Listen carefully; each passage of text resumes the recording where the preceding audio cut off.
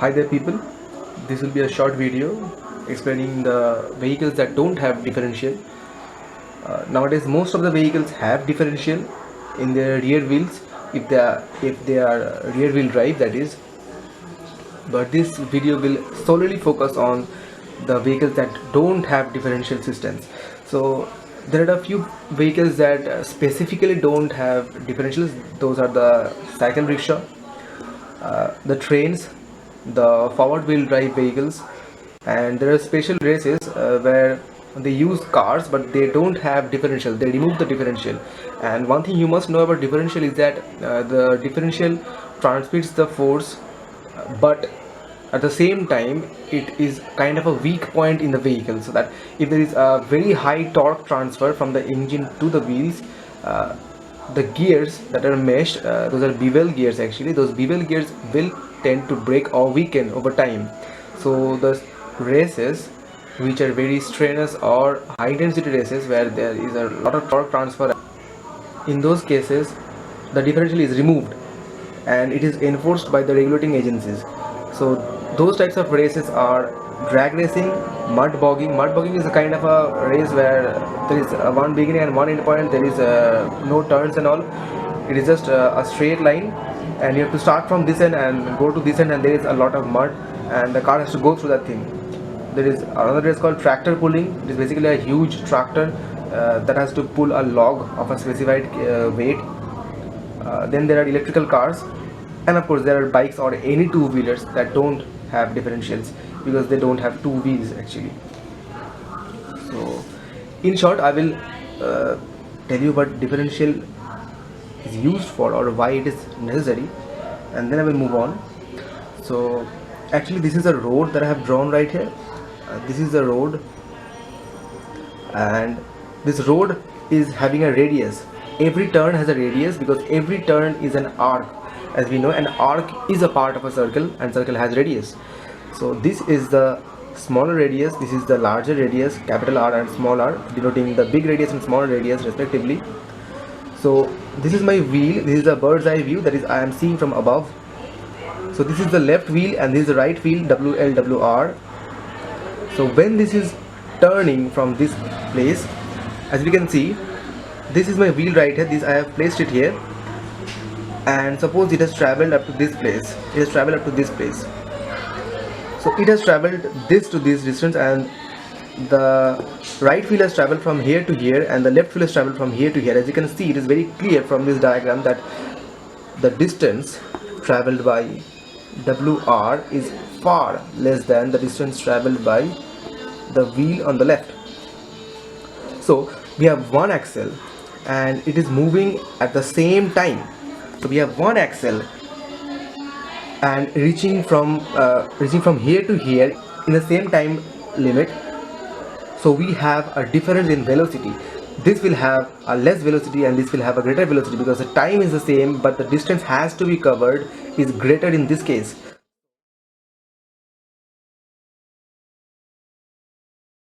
The velocity here in the right wheel will be less than the velocity in the left wheel. So we have one axle and on one end we have the wheel, the left wheel, and on one end we have the right wheel, and those two have different velocities. And I have already written here, axle is rigidly attached to the two wheels. So it isn't possible actually, so that where there is one axle and one is turning at a velocity which is different from the velocity that is on the other end. So it is not possible to have an axle which has two different velocities at two ends because the wheels are rigidly fixed to this. So what happens is there will be a torsion. There will be a torsion at this place. Actually the torsion takes place from here to here throughout the whole length, and there will be a breakage. It will break or shear as we call it in engineering terms. A shear will occur at this place approximately, and it will just twist and bend out. It will just break out basically. So to avoid this condition, differential was introduced, and differential basically allows the wheel to turn at different speeds. So this is the differential, and this wheel can have any velocity. This is more velocity I am denoting by the two arrows, and this is less velocity. So this can happen, or this can have a huge more velocity and this can have this velocity, doesn't matter. So differential allows the wheel to have any speeds at the two ends. That is how differential works. But in the case of, as I have said, cycle rickshaw, they don't have differential. So how does it work?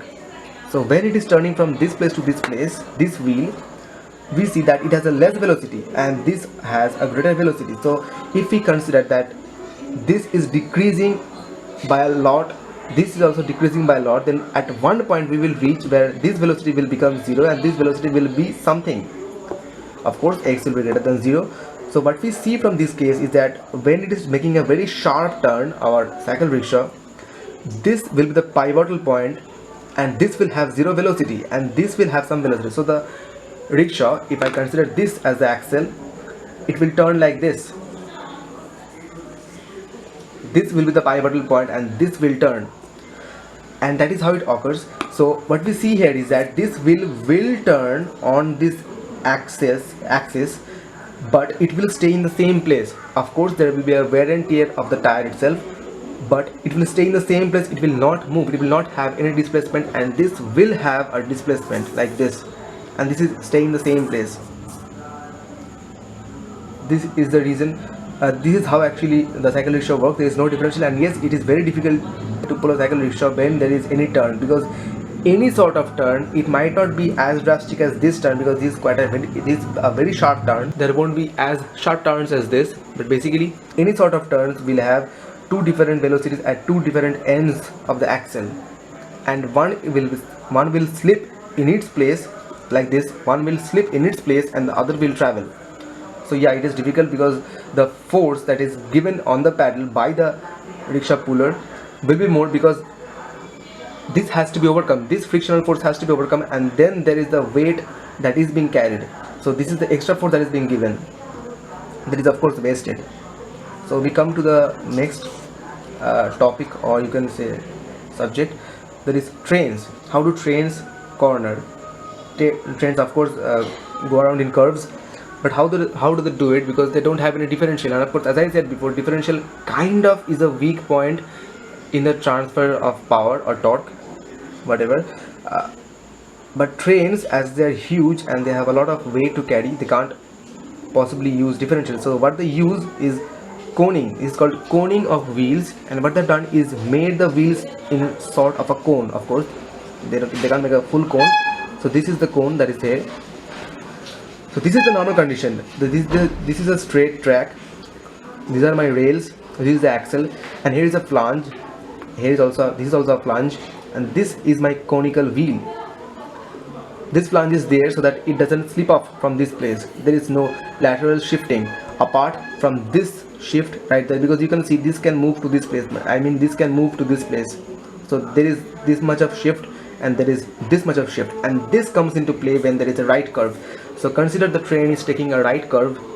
When there is a right curve, there will be a centrifugal force on this side that will tend to make the train that is there to move this side. So these wheels that are there will shift to this direction, and that is what I have drawn here. These wheels will shift to this direction. See that the flange has touched this place and this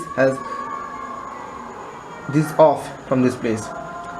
So this place has a greater diameter and this place that is touching here has a less diameter. So this having a greater diameter and this having a lesser diameter will help it to make a right curve. How can we visualize this? Basically this has a greater diameter, so this will traverse much more distance at one turn of the axle than this one. You can visualize it by considering, for example, a scooter or a moped, those wheels and the wheels of a bike, for example. So one has a wheel like this, another has a wheel like this, and you give both one turn of the axle, that is you move them through 360 degrees, and the distance traveled by this one will be this, for example, and the distance traveled by this one will be this, for example. So you see, the greater the diameter, the greater the distance traveled, and this is directly equal to 2 pi r. As we know, this is the circumference. So this will travel a much more distance than this one. While cornering, This is exactly what is happening. This is the right curve, and this one is traveling a greater distance as denoted by the greater d, and this is traveling a lesser distance as denoted by the small d.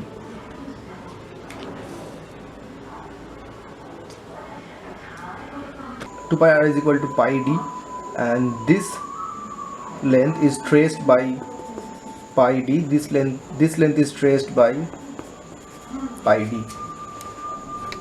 So that is how trains turn. And of course there is another difficulty, because you know this d and this d doesn't have much of a difference, so they require a much greater distance to turn. For example, they have to reach here from here, so my vehicle can turn like this, or they can go like this and then turn. But trains, they have to turn from this place. What I'm saying is that they need a very gradual change of curve, unlike any other cars, because they don't have a differential, and this difference in d is very less. Okay, that is how trains turn. And this is how the electrical cars nowadays are working, and this is how the Tesla Model S is working. They have two motors on the two rear wheels, and they are independently driving the wheels. They're controlled by an electrical chip which can measure in nanoseconds, which can take data in nanoseconds, and they can turn the wheels accordingly. They can give this wheel a specific amount of power or RPM, and they can give this wheel a specific amount of power, because you know it is very easy to control, because they have two different engines or motors, as you might say. They are not engines, actually they are motors. This is how the electrical cars are working. And one thing I would like to say is that many people are saying, I saw in the net, that the auto rickshaws here in India, they're working, they don't have any differential. But it is wrong. Actually they do have a differential, and this differential is housed alongside the gearbox, and that is called the transaxle. Transaxle is basically, this is the gear part or transmission box, this is the gearbox, and this is the differential, and this whole thing is housed within a single encasement, and that is called a transaxle. So we don't see actually the differential, and that is why people are saying that there is no differential in a auto rickshaw, but there is. It is just hidden from view. And so we have said cycle rickshaw, trains, and four-wheel drives, they have their engines on the front side. It is a transaxle type. So that's it. That's how vehicles with no differential works, basically. Let me know in the comments below what you think of this, and whether you would like to know anything more. Your comments will be appreciated. Thank you.